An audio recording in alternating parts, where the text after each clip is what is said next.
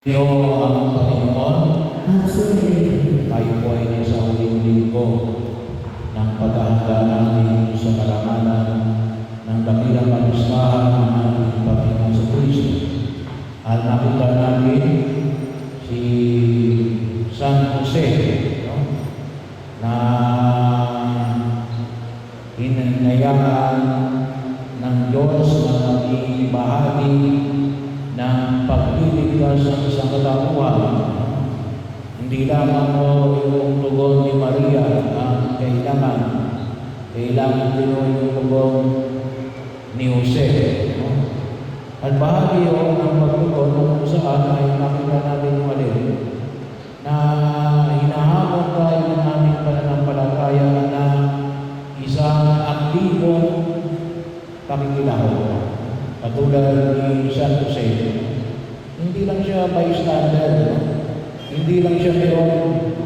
May mga Pilipino, mahilig tayo manood, no? Mga gusto natin tayo mga meron sa ating pananampalataya. Hindi pwede tayo ay meron.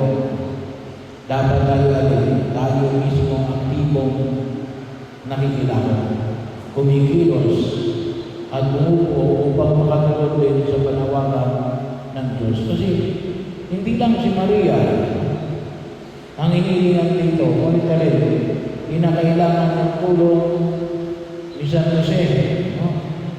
Na pakasalan niya si Maria bilang bahagi na plano ng Diyos para maisilang ang Diyos na naging tao. Kaya bahagi yun, lalo-lalo na ngayon, sasabihin na tinatawag natin, no? Narinig yung siguro yung sinundanity, yung tayo na walang sama-sama maglalakbay. Akala mo iba, yung sinundanity ngayon ay tawagin nga po natin ay democratization of the faith. Kasi pinakailangan sabay-sabay. Hindi yung democratization of the faith. Kasi kapag sinabi natin democracy ay kung sino yung maraming boto, yun ang mananalo. Hindi yun. Yung sinundaling ay sama-sama. Kasi bahagi, isa ko sa mga una sa pamamaraan ng pamumuno, kung tawagin natin ay democratic institution ng alin. Kung sabi na natin, ang tawagan ng basihan natin ay kung sino marami, siya ang masusunod. Ay tignan nyo kung isa dahil nagtulong ng mga mamumuno sa atin.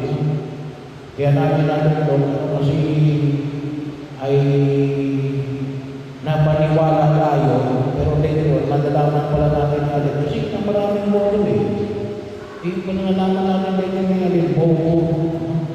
Sino kawawa? Ay di tayo. Bahagi, no? So yung sinundaling ay hindi po yun democratizing the faith. Yung pananampalataya natin, yung pananampalataya ng Diyos yung galing sa Diyos. Pero gusto ng Diyos natin, maging kabahagi tayo. Merong malayang pagtugon. Pero yung malayang pagtugon na ginawa ay makita natin bilang alin sang-ayon sa kagustuhan ng Diyos. Hindi sa kagustuhan ng marami, ngunit sang-ayon sa kagustuhan ng Diyos. Kaya po may mga pananampahagi ng ating pananampalataya tayo na pinangawakan natin kahit na sa mahabang panahon, kahit na kumisan yung mga taong gustong palitan ng ating pananampalataya, may mga pamantayan ng pagkilos. Kasi nga, hindi demokrasya ng pananampalataya. Pero gusto ng Diyos natin, tayo ay makibahagi, makalahok, makasabay, Pag sinabi natin sinundarin, walang nauuna, wala rin nauuli. Sabay-sabay. Kaya yung mga nauuna, kinakailangan natin maghintay. At yung mga nauuli, kinakailangan natin na bumilis para tayo ay magkasabay-sabay. Sang-ayon sa pamantayan ng Diyos. Kaya maliwanag na rin sa Panginoon natin. Si San Jose ay gusto niya na si Maria ay iligtas. Kaya lang iba yung pamamaraan na nais siya lang gawin. Anong kanyang nais siya lang gawin? Hiwalayan niya si Maria. Bakit yun ang naisip niya? Kasi nga, ay sabi na rin ay para hindi mapahiya si Maria. Pero sa larangan ng mga Hudyo at sa kultura, 2,000 years ago, hindi lang sapagat mapahiya. Ngunit galing, baka yun niya din, ikamatay pa ni Maria. Kasi para ako sa mga, pag sinabi ang bawa sa mga, hindi akin yan. Ay ano mangyayari kay Maria? Ay baka matuhin niya ng pamamatay. Kasi yun ang parusa sa lumang lipan. Kapag nakita nila na ito ay nakikiapi sa di niyang asawa. So bahagi yun na kung saan ay makita mo namin. Kaya pinaliwanag ng Diyos kay Jose na yung kagustuhan mo na maligtas si Maria, maganda yun. Maganda yun. Pero hindi yun yung pamamaraan na nakita ng Diyos. Ano yung pamamaraan na nakita ng Diyos? Pakasalan mo si Maria. Yun yung pamamaraan ng Diyos. Para rin may tuturing at may isisila na tagapagligtas na walang iba kundi ang ating Panginoong Jesucristo. Kaya bahagi yun sa pagkilos natin sa daigdig na ito. Sabi nga, hindi naman tayo humahadlang sa kalooban ng Diyos. Pero wala naman tayong ginagawa. Wala pa rin tayong ginagawa. Kinakailangan natin, may gagawin tayo. Kinakailangan natin, may aktibo tayong pagkilos para sa ating pananampalataya. Kaya napakahalaga rin nung patuloy natin maunawaan yung ating pananampalataya. At nawa ay gumawa tayo ng pamamaraan upang maipaliwanag rin po ito sa bawat isa. Sabi nga ako, lately, nagpalabas ng survey ang Catholic Bishops' Conference of the Philippines sa tulong ng Ateneo University na ang kanilang hamon na yun na tayo daw mga Katoliko ay hindi natin maipaliwanag ng maayos ang ating pananampalataya sa iba nating mga kapatid na mga hindi Katoliko. Yun ang kulang natin. Naniniwala tayo, pero ang tawag na natin the inarticulate Christianity. Ang Kristong hindi may paliwanag. Hindi hindi natin may paliwanag. Kinakailangan umiis tayo. May paliwanag natin ng maayos. Hindi ko pwede sabihin natin na nakasanayan lang. Hindi. Kinakailangan tayo lumabana. Hindi yung kinakailangan maging matalino. Sang-ayon sa ating kaalaman at sang-ayon sa kakayanan natin. Nanawa, kahit na paano, may paliwanag. Ito yung pinaniniwalaan namin. Bahagi yun kung saan makita natin. At isa ko sana sa swelo, nabibigyan natin ni Gideon ng pagkapahalaga. Kaya po medyo mahaba yung sermon ko.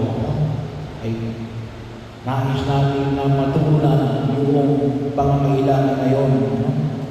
Hindi lamang para umaba yung sermon ko, para masabi na marami akong alam. Hindi. Gusto ko na alin. Kayo rin ay magkaroon ng alam para may paliwanag ninyo sa iba. Kasi may pananampalataya natin, pinangahawakan namin.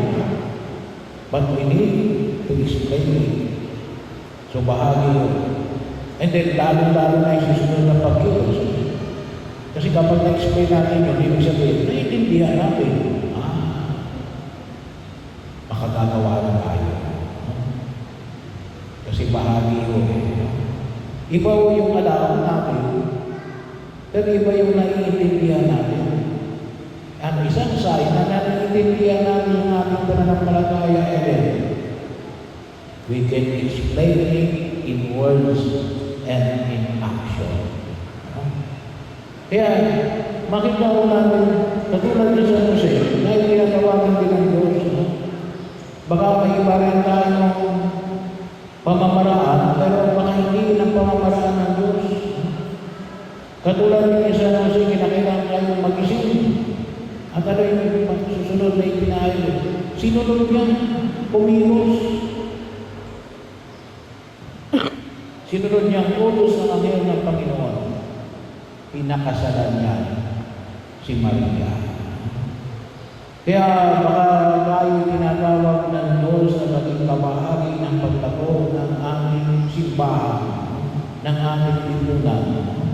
Hindi ba pwedeng komento lang tayo ng komento?